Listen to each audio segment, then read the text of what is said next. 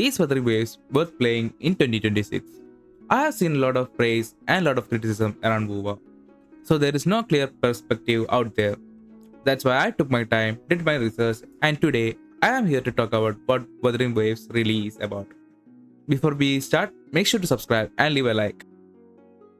Wuthering Waves is an anime gacha game set in an apocalyptic world featuring open world exploration, boss fights, and a lot more. It won Player's Voice at the Game Awards 2025, which is pretty wild because it beat Claire Obscure Expedition 33.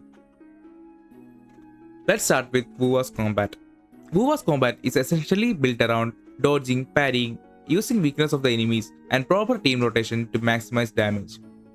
There are several types of combat focused content available in the game. You have Tower of Adversity, where you fight through enemies across multiple floors.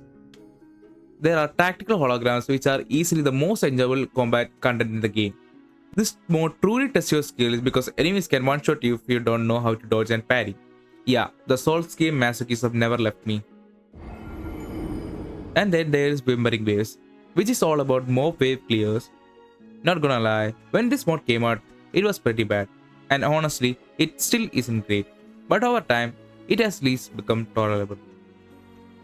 There is also a newer game mode called Double Points Metrics, where you have to fight bosses one by one and gain points, which I actually think is a good addition. The only downside is that you need 4 well-built teams to fully earn the Aztec rewards. The new players probably won't be able to clear this anytime soon.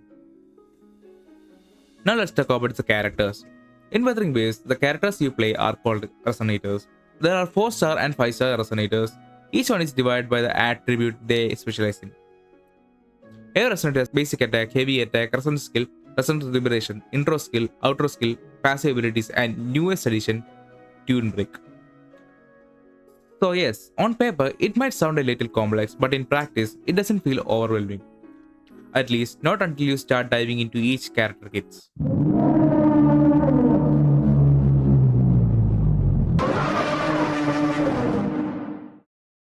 What really stands out is that every kit in Wuwa feels unique. There is very little overlap between the characters, and the animations tied to these kits are some of the most fun in the game. I still can't get over the Cartathia's Flood's Foam Ultimate or Augustus Time Stop Ultimate. They're just insanely fun to use for me.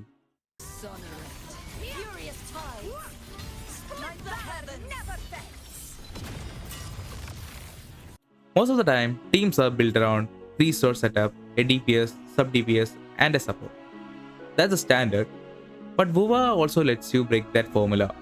You have teams like Monofusion where there is no traditional support, all 3 characters just boost each other. You also dual DPS teams where both DPS characters attack simultaneously by constantly switching between them. And then there is Solo Dungeon. This is the character people use to flex their skill level. She is a high risk, high reward character who always on the brink of death. Dungeon mains are just built different. As long as a dungeon can solo clear content in this game, power creep really isn't an issue. Then there is the grind to build your character. You have to upgrade their levels, skills, weapon, and echoes, which are similar to artifacts or tools that boost your character stats with set effects. So you need to grind all of them. Grinding in this game can actually be fun, aside from the nightmareness, which is frustrating since you have to do it daily to get good echo sets. Other than that, most materials are easily to farm, so I enjoy grinding to create optimal build for my character. It will take some time to get a good echo set, so you need a bit of patience.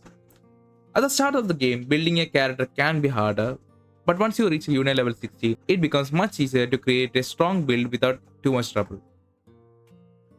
Now let's talk about Wuthering Waves' story. I won't spoil too much, but I will say this. The early story in version 1.0 was okay. It wasn't terrible, but it definitely wasn't the strongest either, and had some major flaws. Version 1.3 was a big improvement, but starting from 2.0, the story quest became one of the best I have experienced in any game. With every update, the story just keeps getting better and better. You can easily feel the improvement in the storytelling, the music, and the overall presentation. And to top it off, the anime movie level cutscenes. Man, Kuro really isn't letting their devs go home. For me personally, 2.0 version delivered some of the best quests, not just in the gacha genre, but in gaming overall. To complement the story, the Wuthering Waves offers a massive open world to explore. Each region has its own vibe. It honestly feels like its own wallpaper. If you're a new player, it would definitely take at least 2 full months of consistent play to properly explore all the regions available in the current 3.0 version. Even I haven't fully explored every region so far. On top of that, there are plenty of puzzles, boss fights, and chests scattered through the world, which definitely make exploration more engaging. But to be fair, those elements are pretty standard for gacha games. What really makes Wuthering Waves stand out is how you explore the world. So far, the game offers excellent character parkour, no stamina consumption while exploring, flight, and even a bike. The flying mechanic completely changed the game when it was introduced in version 2.0. It was definitely one of the best decisions Kuros ever made. The update marked the turning point where player numbers start skyrocketing. And then there is the bike added in version 3.0. Honestly, this might be the most enjoyable feature in the entire game. Even more fun than the endgame modes. Just riding the world, listening to the music, and not worrying about anything else is such a good experience. On top of that, they added multiple missions and game modes built around the bike as well. Kuro really outdid themselves with this one. Then there is the soundtracks in Wuwa. Wuwa has delivered a very high standard of music since 1.3. The music really enhances the story and makes all world exploration even more enjoyable. I have made a video about top 5 soundtracks in Wuwa. It's a bit outdated now since even better soundtracks has come out, but if you want a taste of Wuwa's music, it's definitely worth checking out. Now let's talk about the other aspect of the game that makes Wuthering Waves even more enjoyable. The mini games, the events. Honestly, Wuwa is one of the best mini games and events I have seen in gacha game. There's a TCG card game that practically every player enjoys. Then there's Overflowing Palette, a puzzle in the overworld that's widely known for being tricky and really testing your IQ. On top of that, the game features several combat events and a fishing event. All that aside, at its core, Wuwa is a gacha game. So let's talk about its gacha aspects. The system is petty for gaming. The PTR for a 5-star is around 80 and a guaranteed limited 5-star it's 160. Unless you're really unlucky, you can get a character without spending too much. Then there is the weapon banner, which guarantees the featured weapon in under 80 pulls, which is quite nice, especially since many other games don't offer the guaranteed part. There are other factors in the gacha, but I won't be going into them because the video would get too long. What makes the gacha truly forgiving is that the game gives enough free pulls for you to collect many characters.